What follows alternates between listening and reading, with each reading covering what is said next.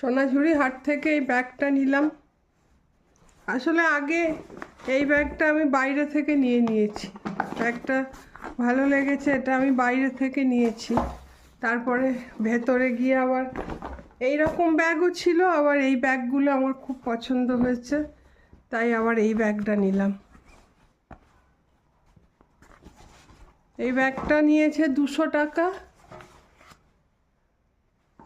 আর এই ব্যাগটা নিয়েছে 160 টাকা। কিন্তু ভেতরে এই যে মাসিটার থেকে ব্যাগ নিলাম, ওই মাসিটা আবার এই ব্যাগটা 130 টাকা বলছিল, কিন্তু আমার আগে নেওয়া হয়ে গেছে, এই হলো।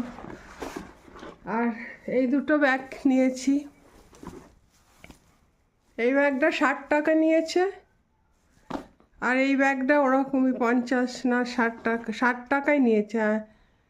এটা মনে হয় লক্ষ্মীর থেকে নিলাম।